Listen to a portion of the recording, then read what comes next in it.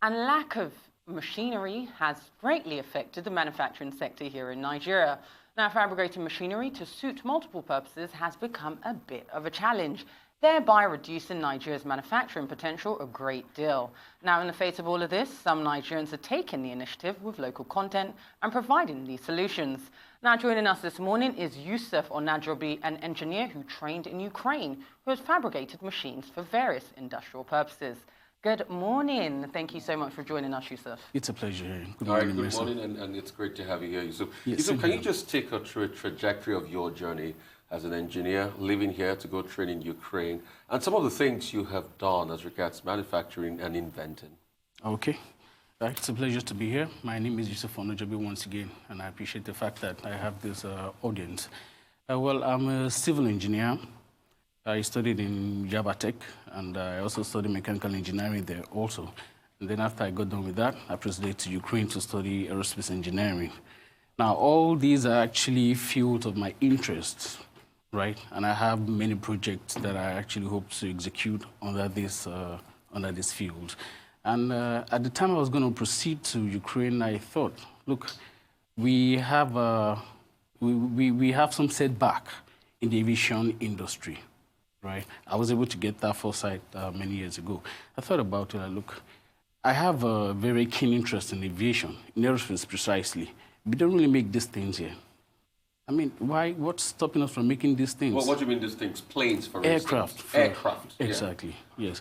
What's stopping us from making these things? We don't really have to rely on the western part of the world and Europe every time for these things. We can make these things here, get our engineers employed, interior decorators employed, because, of course, when you build an aircraft, you need the interior to be up to standard, right?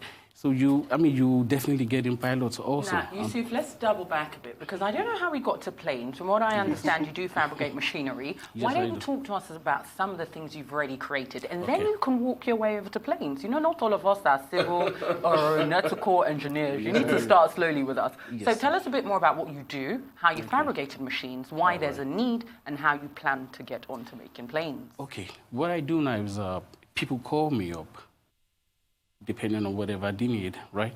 So we get discussing. They get to tell me, okay, we need this kind of machine to do this, we need this kind of machine to do that. Okay, fine, we get to discuss a lot, and once all things have been met, I get on my system and I start designing, right? I have very powerful softwares that I use to design all my products before I even make any attempt to manufacture. Right? Because if I start manufacturing without me verifying my design, it might actually be a big failure at the end of the day. So the first thing to do is I get to design on my computer. I get to simulate under every possible condition when the machine has been manufactured.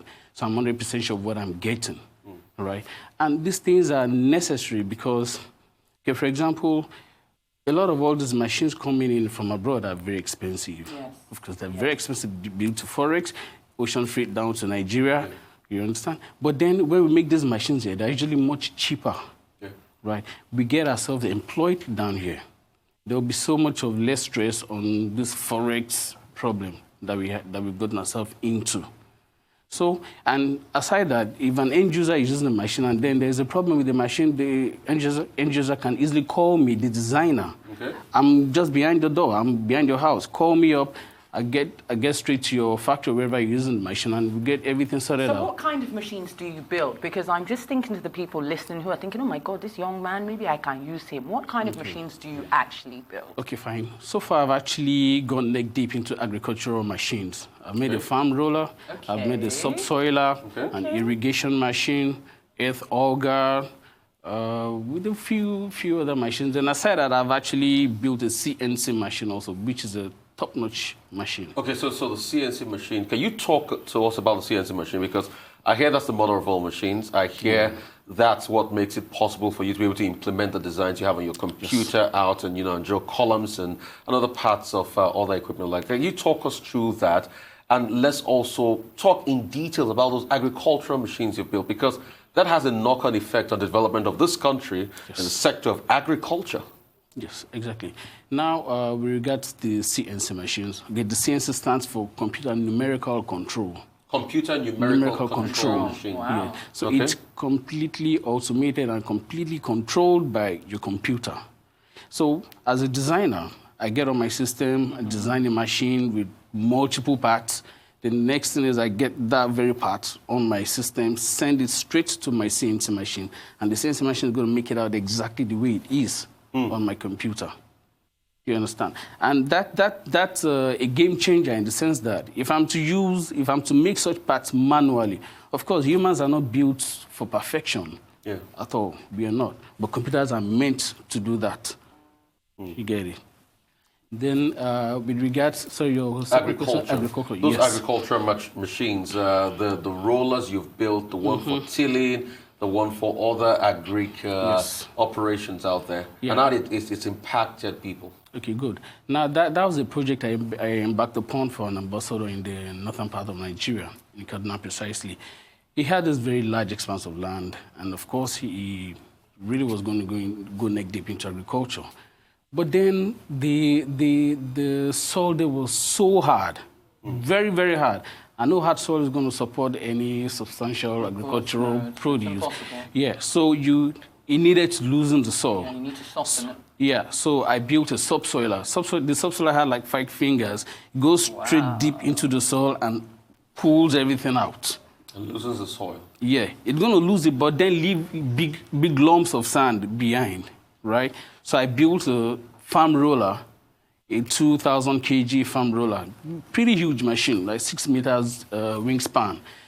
Very heavy. So it goes over the huge lumps and then breaks them down into bits. Just to have a real contest, if your client would have imported this machine into the country, how much of Forex would it have cost him? And that now you have done in this country. How much of Forex would it have cost him if he would have imported that machine? I think I saved him some 65% of what he would have paid buying the machines. So what will that be, the cost economics of that 65%? Like in real figures? Yes, in real figures. That would have been something $10,000, $20,000. About $20,000 will have been shipped into the economies abroad. Exactly. Yeah. And that was what you saved by the virtue of your innovation and invention. But Mercy, I just think you should step in here. I mean, honestly, interestingly enough, I was going to say, a while ago, some accusations were leveled that Nigerian youths are lazy. And when I look at you, I see an extremely brilliant young man who's doing very, very well. So I want to talk a little bit more about your educational background and how you got here. So you studied in Ukraine, is that correct? Yes, but in Yabatek here first. You studied here in Yabatek, so you studied civil engineering, if I'm correct. Yes. Then you went on to mechanical engineering. Exactly. And then aeronautical engineering. Yes, So, aerospace engineering. Aerospace engineering. Yes. So when did you get to the point where you realized that there was a discrepancy in the market and you needed to step in and start creating or fabricating, if we're going to use the technical terms, machines? At what point did you realize that you could do this and it was something that needed to be done? Yeah. In my early years in Yabatek, I remember one very day, my dad came into my room. I was feeling super depressed that very day. And he saw me, like, so what's the issue? I was like, look, I really want to design things and manufacture machines. I knew that was just what I wanted. It was always inside. It was like a fire burning within. Were you one of those kids that used to take things apart? Oh, yes. I knew it. I did that a whole lot. I did that a whole lot because I have this insatiable desire for knowledge. And as a designer, a client could call you up this minute and be like, okay, I need this kind of machine. Can you make it for me? The truth is, I'll be like, okay, fine, let me return your call in another 1 or 2 hours. Between that very moment and when I will call back, I must go straight deep into my library and start researching on that machine, right? So that when I return the call, I will have something tangible to see. And of course, I will know so much about the machine. You see, I like to learn like a Navy SEAL. If I'm being called upon today, this evening, like there's a machine there, we need to know, decipher the machine and everything. Tomorrow morning, I'm going to speak like I'm actually the designer of the machine. I love it. You understand? So learning has to be something that you have to do every time as a designer. So what's the biggest challenge that you faced as a designer? Sorry to cut you, because I've noticed that this is quite labor-intensive. It's also quite capital-intensive. What is the biggest challenge that you have faced with fabricating of these machines? Well, the technical know-how is never a problem, but a lot of times, access to top-notch machines to make our product look like those of the imported machine. You see, we have this unfortunate concept of locally made and imported machine, whereby the imported, of course, the locally made will be looked upon like aesthetically, it's terrible. You know, it might be functional, but aesthetic-wise, it's just not up to the standard. And for me, I do not like that. I like it to be that when I make my machines and you see them, you won't even know it was locally made. And really, actually, I achieved that with all my machines. I remember I got a review from someone in the north after they saw my farm roller. This was someone who doesn't know me, who I do not even know, who's never seen me before. That would be the very first time we'll be conversing over the phone. And I was like, Mr. Yusuf, man, if someone had told me that this machine was actually imported, I would have believed it 100%. Wow. Yeah, because I had to make sure that I gave it the best paint job. Okay. Of course, I designed that on my system. So let me come in here, Yusuf. Yes, specifically, anybody sends you a quote, you will develop any machine under the sun as we speak today. Yes, sir. You have a lot of challenges. The Nigerian factor is one challenge. You told me about even Yabatech, how you operate and help them, fix their CNC machine and other machines like that. And you told me the things holding you back. Messi talked about the challenges.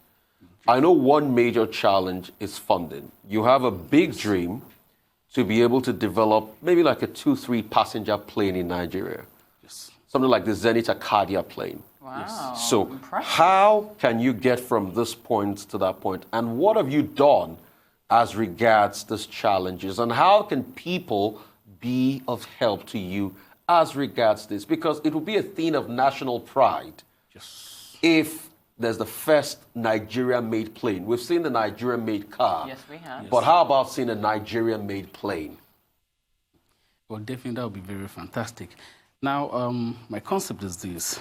I have a few other aerospace engineers who are my friends, definitely. I mean, we all schooled together abroad. And from time to time, we get to speak. Look, guys, we have the technical know-how to make these things. We can decipher any plane from top to bottom, right? Let us try and pool our resources together. Get some machines that we need that will actually facilitate the manufacturing of these aircrafts. In that way, we can achieve something. I remember many years ago, I was at one of the top companies manufacturing aluminum here. Now, okay, basically, aircrafts are made with aluminum. How do you make an aircraft? let's go into that. So before you segue into answering that. They are made with aluminum, right? Yes. So special aluminum, aerospace grade aluminum. Okay. Yeah, specifically aluminum 6061 T6. Okay. I was at one of the aluminum companies here, somewhere in Ogun State, and I tried speaking with one of them. Unfortunately, before I could get to that very man, I spoke with a lot of prospective professionals or people that I thought were real professionals in this field, and they were really talking gibberish, so to say. Okay. Excuse me. So I was lucky to meet this man, Mr. Alex, and he knew exactly what I wanted. But then he said something. He said, look, we have a big furnace. I think he said a 15-ton furnace. So for us to blast this furnace, to give you what you want, then you must order for aluminum sheet worth of like 15, 20 million naira. Wow. I was a youth copper then. Wow. So that was just completely out of my range. Then I was thinking, like, how could we possibly get this done, right? So then I had to call my friends. I look, at some time or the other, in the nearest future, let us try and pull our resources together. This is what we've been trained to do. We can't let this knowledge just go down the drain like that. And you can build that plane, of course, if you get the support. 100%. So wait, let's talk about this honestly, Yusuf. Commander Yusuf, as we're naming you now, because he's a Navy SEAL. Can you walk us through this? So what you're saying is between you and the rest of your colleagues, you can actually build a plane that, let's say, Rafai and I could fly to Abuja, or maybe even London if we so wish. 100% sure. And how much will this cost you to build? Around something $30,000. $30,000 US dollars. You will build that 2-passenger plane. Yes, exactly. $30,000. The one. I mean, if we have the picture, we can roll it. Wow. Like the Zenith Acadia, 2-passenger plane, $30,000. Exactly. Wow. Be very sure of that. So you're a bit of a game changer for the Nigerian economy, because as I hear you speak, all I hear is right now there's so many things that we can do. As you just demonstrated, you saved quite a lot of money for one of your former employees by building a machine that he could need. Now I see that you can build planes. Now let me ask you something as a woman. Yeah. Yusuf, and this is very serious. I need you to take it very seriously and give me your full attention. Yeah. Can you build a hairdryer? Because sometimes these hairdryers that I'm buying, Yusuf, they are just breaking anyhow. They'll just be. Can you build me one that will be sustainable? Be very sure of that. So you can literally build anything. You can build anything. Really speaking. You see, as an engineer who's neck deep into research, development, and learning, trust me, you really can do a whole lot. Wow. For example, when I went into Yabatek to fix their CNC machines for them, to be very sincere, between you and I, that would be the very first time I would be touching that machine. But I spoke to them like I was a professional, like I was an expert, because I trusted my abilities. I knew if I would go home that day and probably get the manual for the machine or something, come the following day, I'm going to be an expert on it. And that was exactly what happened. I went back to them like, okay, fine, let me fix your machine for you. Of course, they wouldn't believe me anyway. All I needed them to do was just to give me the opportunity to at least meddle with the machine, which was exactly what I did. And I fixed the machine completely. Everything was working perfectly fine before we even had any contractual agreement to fix the machine. Let's talk about another part. How many machines have you built till date? As we speak today, if I'm to say, okay, Yusuf, show me your catalog of machines built, how many machines have you built from start to finish? Really, it's around 9 right now. 9 machines. In how many years? 3-4 years. And they're fully in operation. Yeah. And most of them, you do the welding and fabricating work yourself. So yes, you're also a welder, you weld, right? Yes, I do. But I'm not so good at welding. So I have a You do all the guy. cutting of the metals? Definitely. Everything from scratch. When I mean from scratch, I mean from scratch. You build the electrical panel board? Oh, yeah.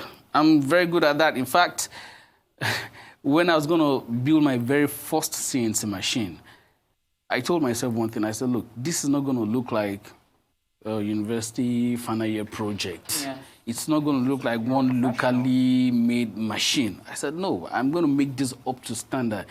Though I was never tutored in anything electrical engineering, I actually self-tutored myself up to where I am today. Well, thanks to my dad, too. He assisted in secondary school because I already showed interest in all this right from secondary school. And he's an electrical engineer. So sometimes when we're in the car together, he'll be like, Yusuf, ask me questions. And I'll be like, why is this like this? A car uses 12-volt battery. Why can't this small 12-volt battery start the car? Then starts explaining things to me. So with that background, I was able to launch myself up. I remember just shortly after I got back to Nigeria, and I showed him some of the things I did back in my school. Well, like, wow, you guys were really trained in electrical engineering. I said, no, I did all this myself. You understand? So when I made the board then, I said, no, this has to be classic. Then I was already operating the machine in Yabatek. So I said, this board has to be, if anything, as good as the one in Yabatek. And really, I made it to that extent. And sometimes when I show people the pictures, they'll be like, what? You really made this here? I said, I'll be like, yeah, sure I did. You see, so only recently, just last Friday, we're talking to Senator Ben Murray Bruce, a green enthusiast, and we're talking about electric cars. Yeah. And we're talking about that being the future of this country. Yes. So is it something you can build? Because if you say with just $30,000, you can build a 2-passenger airplane. How about electric cars? Is this something you can build and you can partner with universities and start the research? Or you never know, the senator might just be watching this? Yes, you're very correct. A guy contacted me from America. He's a Nigerian. Apparently works for the U.S. Army. Okay. But then he's not retired yet. But then he had this dream of a small electric car. And he was sharing with me. And of course, I really dug deep into it, right? But of course, unfortunately, things had to be on hold for some reasons. But this is something that I've done so much of research on it. On the battery? Of course, and I know exactly what's needed. Because back in school, in Ukraine, while I was still studying aerospace engineering, I made a lot of drones. So when it comes to electric motors, with their controllers, I'm neck deep in them, which is exactly the same thing that the cars actually need. Of course, and I do a lot of microprocessing. I program processors, like automation and robotics. I do all that, which are the things electric cars actually need. Talking about sensors and actuators. Do you understand? So these are the things that the electric cars need. And So do you have other like minds like you? Because I know and if there are other like minds like you might want to get across to us so that we can showcase this good part of Nigeria, because a lot of people say, oh, the young people are lazy, of course. Nothing good is coming out of Nigeria. And this is a can-do Nigerian spirit. The story is out there. Do you have other like minds like you, that you people interact, and you have other people like this within you that are builders and art designers, and they want to come to the fore, and you guys can collaborate and match efforts together? Yes, very much. There is a group on WhatsApp. We have a particular group, I think Hardware Nigerian HNC, I can't remember what the C stands for now, whereby we share ideas like every other day, irrespective of whatever your field is, but everything is centered around you being an engineer that designs and fabricates. So someone could come with a proposal. I need this kind of machine that can do this, or how do I program this processor to do this, or what kind of processor should I use for this? So we share enormous amount of information on a daily basis. And I think we probably have like maybe 50, 60 something people on the group. Like you, and there are investors too, like you. Very much. Definitely some are enthusiasts who are just starting up, but definitely big things will definitely start from somewhere. I mean, I think one of the most impressive things about somebody like Yusuf is that right now you're actually actively demonstrating that Nigeria can manufacture, Nigeria can produce. We have young people who are brilliant, they just need the necessary support. Yes. So what I want to ask you, Yusuf, is that you say that your father was instrumental into creating this ability in you. What do other young Nigerians need in order to be able to achieve the kind of things you've achieved? Because when I listen to you speak, I'm thinking the long term. Are you going to have your own engineering school? Are you going to mentor young people? I mean, what you do is absolutely amazing. I have to say, from one sister to your brother, well done. You're doing absolutely amazing. You're making Nigerians proud all over the world. But what I want to understand is how can we implement this in the younger generation? How can we transplant this to them? How can we improve in everything that you and your colleagues have done and just make it bigger and better? Now, a lot of our schools are actually trying to imbibe all these things right now, really, because a few years ago, I remember I tried visiting every possible school I could visit, at least within the southwest of Nigeria, and I realized they were making a few steps in this direction, right? But for me, I have a desire right now to start with Yabatech, for example, to get engineers who probably will be interested in things like this, pull them close to me, equip them at no cost. Really, of course, ideally, I would love to charge one thing or the other, but sometimes just leave that side and bring people. Eventually, Thank you. So bring them up, equip them, let them have the kind of software that I'm using, train them on how to use the softwares, and then let them go out and make things. Now, in the field of fabrication or manufacturing, designing is one aspect, and all you need to design is in your head, right? But to manufacture, you need machines. Yes. You need machines. Yes, you definitely do. Unfortunately, these machines are pretty expensive, very expensive. Yes. And even if... astronomical, to be fair. Very much, sincerely speaking. And even if we all try to come together, we might not be able to come up with the resources to procure this machine. So sometimes I get to think, I wish the government could probably have a sector whereby they get to buy these machines in large quantity and then tell designers, if you want to make anything, come to us, we make these things for you. Fine, to be at a fee, but it's not going to be like a profit-oriented organization or profit-oriented sector. It's just a way to support local designers and fabricators. That way, whenever I make any product, government can always charge tax on it. So it's still a win-win for everybody. Now, Yusuf, I want to know a little bit more about the man behind the machines, so to speak. Now, everything no, it's true, because at the end of the day, behind the machines, you have a man. Behind the man, you have Yusuf. They say behind every great man is a great woman. Now, as someone who is very busy, as you are, do you have time for a personal life? Like, what kind of things do you engage in when you're not building or fabricating an amazing machine? Okay, once in a while, I like to see movies. Okay. Yes, once in a while, I like to do that. And unfortunately, most of my time is actually dedicated towards research. Do you see your passions colliding with your innovations? Like, for example, you just said there was a reason why I asked you. Okay. You have an interest in movies. Now, do you see yourself creating any of the machines, any of the cameras, any of the things, even when you look at things like Transformers, where you have a car that transforms into a machine, do those kind of things spark your creativity? Do you have any passion projects, so to speak, like that you'd like to embark on? With regards to the Transformers, not really, because that's not a real image you see. That's like CGI, computer generated graphics. You understand? But unfortunately, that's not something I'm into. I really love to do it, but then you see, once in a while, in fact, a lot of times I try to caution myself to ease myself on the things I get to learn. Sometimes I feel like I choke myself too much with the informations. You understand? So these days I try to shed things over. Look, I like to learn you. I like to know you very well, but really I don't think I want to. Not now.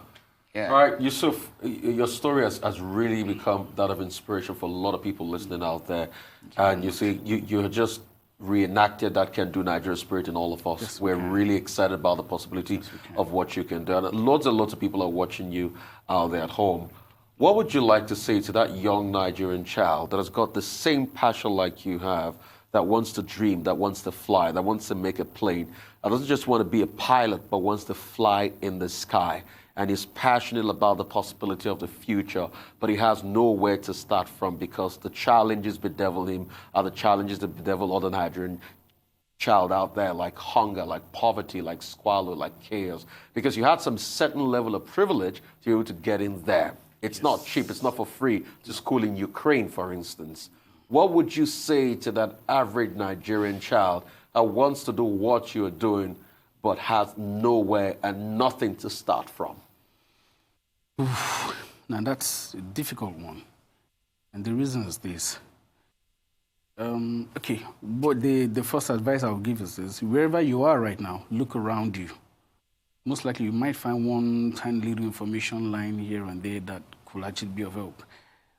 Before I embarked on my trip to Ukraine at all, I think 1 year after I got into Yabatech, I remember we had to start our semester a particular day, but go to school and they were like, nope, maybe it's been postponed to the following week or something. I said, okay, instead of me going back home, doing nothing, let me go to a cyber cafe.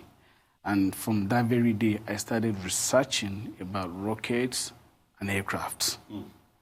Then, how much were you paying? Maybe 100 naira or 150 naira per hour to browse, right? So I think that's cheap enough for anyone to afford, at least then, right? And now it's even cheaper. Yes. Because data is cheaper in this country now. Exactly.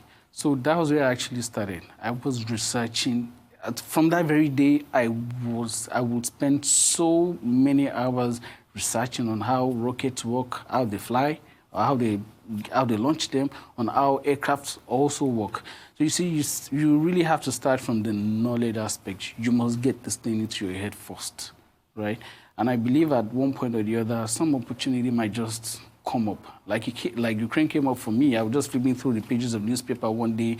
Then I saw, do you want to study aeroplane design and manufacture? Like, really? There is this course? This is what I'm going for. Right now. For real. I went for it. Big time. So I have to ask you, in recent times, there's been a lot about aerospace travel. You've got Elon Musk and you also have Jeff Bezos, two of some of the richest men in the world, who have recently made inroads into space travel. Now, do you have any aspirations of maybe going into space, maybe building a rocket that can take life into space? I really wish I could.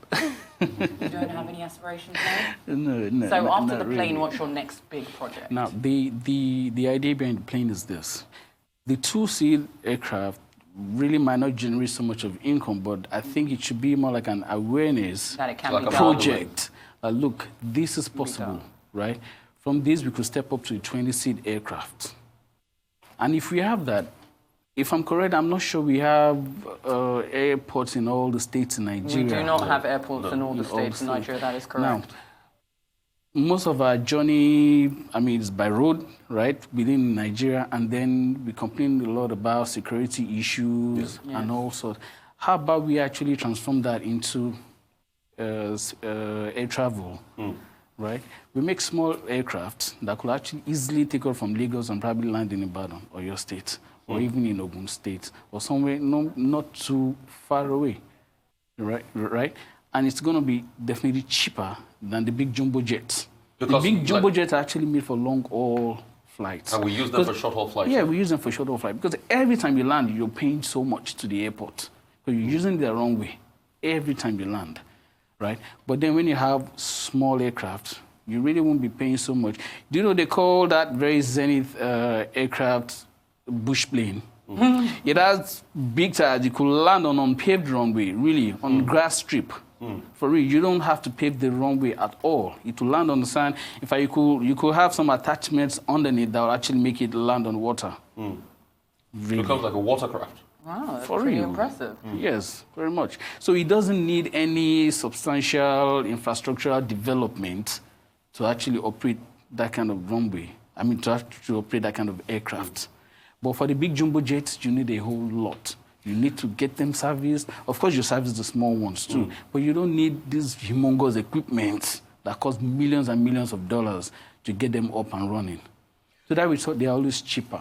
Recently, we saw a couple of simulations and videos, in fact, not simulations, because this went round the world, of battery-powered planes going round the world and moving round the world. And that's the future of air travel. We all know that St. Orville and Weeble Wright got the first plane flying in Kitty Hawk, North Carolina in the early 1900s. Yes. It has always been about, fuel-powered, fossil fuel-powered planes.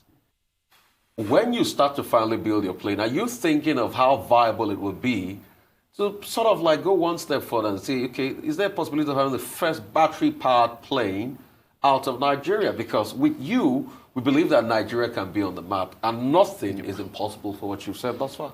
Yes. There are actually a few battery-powered planes existing in the world already. You have the Pipistrel, a few of them. They are battery-powered. And the setback, the disadvantage of battery-powered plane is that find out battery technology isn't so great yet. So much that the batteries are typically heavy. Yeah.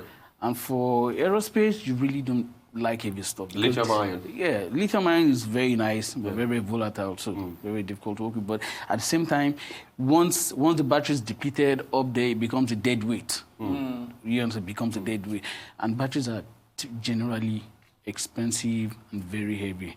Now, the issue with it is that it cannot go for many, many hours, for example. But definitely within Nigeria, it can actually do something really nice. I mean, it could go 30 minutes, 1 hour on a full charge. Okay.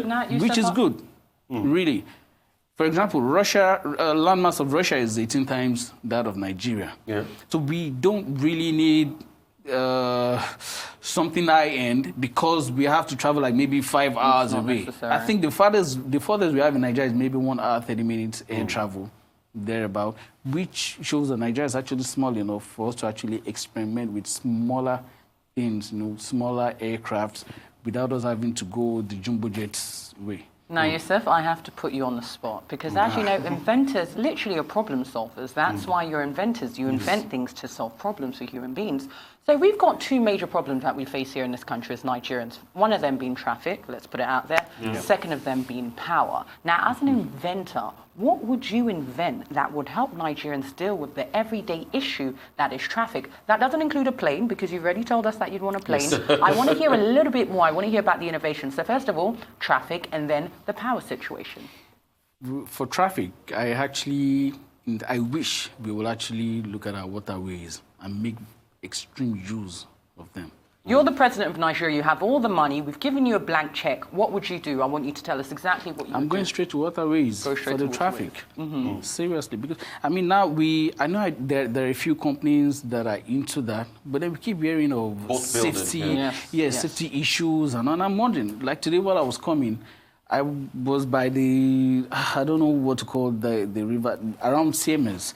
I was wondering, like, okay, fine, this is nice. We have large water bodies, at least in Lagos here. Yes, we do. And it goes all the way down to maybe Calabar, down the lane. We could actually employ that also. We could use that, really speaking. Let's get good boats that are very comfortable, very safe, of course. I mean, safety is the number one thing to consider. And then a lot of people will be using these. How would you being combat there. the safety issues? Because that's what you started off with. You said there are a lot of companies that are doing this, but the problem is the safety issue. So my question to you is, as an inventor with your big brain, we have to put you on the spots here. No problem. What can you do to prevent the safety issue from being an issue? Now, I believe the government should have a regulatory body to actually regulate the activities of the... Jesus. Yes, exactly. Now, number one, you do not, for any reason, want to overload your boat. Yeah. For any reason. You shouldn't do that. The number two, you get if in case of an emergency, in case of an accident, something unforeseeable, for example, what measures do you have? Everyone should have the life vest on. Yes, yes. You know, everyone should have that, irrespective of whatever the age or whatever. You must have that on. So those are the two major things.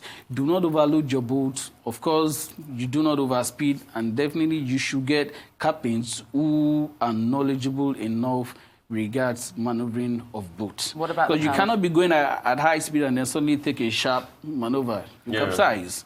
It's the human angle then. You're saying the human factor. So quickly talk through power. Yes. Before I add a question about railways, because that's another angle. So like Mercy did ask, what would you do as regards power? You know, are they solar power plants you talk of? You know, we all keep saying the sun is free, but how viable is the solar power paneled distributed power in this country, knowing to the fact that what a lot of people don't say about solar is the expensive part and the part of the cost. And that's why the government currently subsidizes bringing in panels into the country as we speak. But that has not still helped with, you know, making solar available for everybody. And let me also add that to it.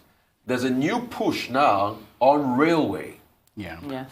Nigeria in the 60s and 70s used to have the best railway engineers in the world. And it looks as though that skill set has gone. The NRC, Nigerian Railway Corporation, used to be a front runner in the railway industry all over Africa. You know, we carried millions of people. In fact, as of 1979, we carried well over 4 million passengers in railway. But today, the number is next to nothing. There's a push now by the federal government to be able to bring back railway. The Lagos-Ibadan railway has been, you know, built again. And it's shocking that we're still we're just rehashing this, because if you look at historically, we were doing very well in railway. In fact, the Ibadan-Osogbo rail line was completed in 1906. And only to see that we are just starting that all over again. So is there a possibility for you to build railway engines and ensure that all those carriages can be made in this country and set up an industry to be able to help people? And probably, who says we can't build in rail tracks in this country by Nigerians rather than, you know, shipping our forex abroad and bringing the Chinese into building? So the coaches can definitely be made here. There is nothing rocket science about them. The coaches can be made here? Yes. How about the engine? It's a typical diesel engine. That's what it uses. But the truth is, we can make the engines too, but not yet, because that also requires top-notch machines that we probably do not have yet. What machines will it take to make a railway engine? CNC lathe, CNC mill, plasma cutters, laser cutters, and then you need CMM, coordinate measuring machines. That's the machine that verifies the extreme accuracy of each of the parts, of all the parts. Right? And because it's a railway engine, it's actually very big, very, very big. The engines are very, very big. So it's not a small machine that will do that. Probably machines that are much bigger than this room. But if efforts come together, we can make it here. Of course. Why can't we? What's stopping us? The color Rather of our than skin? importing. What's stopping us is the power issue that you still haven't told us how you deal with your big brain, Commander Yusuf. Okay, now I think we have a very large amount of gas deposits in Nigeria. I honestly think we should actually employ that. We should explore that. And I think that's the easiest and cheapest means for us right now. Because, you see, solar is very nice. It's free. But then the initial The panels aren't, though. It settlement appears to be free. But solar isn't, actually, because the panels are extraordinarily expensive. Yeah, not just the panels. You need batteries too. You need inverters also. Tell me about so it. imagine me having a 20 horsepower machine or 20 kilowatt machine. Do you know how expensive the inverter that will power that will have to be? Very expensive. The batteries also will have to be so many, and of course they're very expensive too. But you see, there is a method in solar power generation called CSP, concentrated solar power. The way it works is this: you have a lot of parabolic mirrors, right, whereby they all focus on an evacuated tube, a vacuum tube. You know, anything that, but there's a particular property of a parabola. If light strikes any of the surface, it converges everything to a particular spot. So that spot gets really hot, very, very hot, up to maybe 500 degrees centigrade. That's very, very hot. So they put a pipe there and pass salt through it.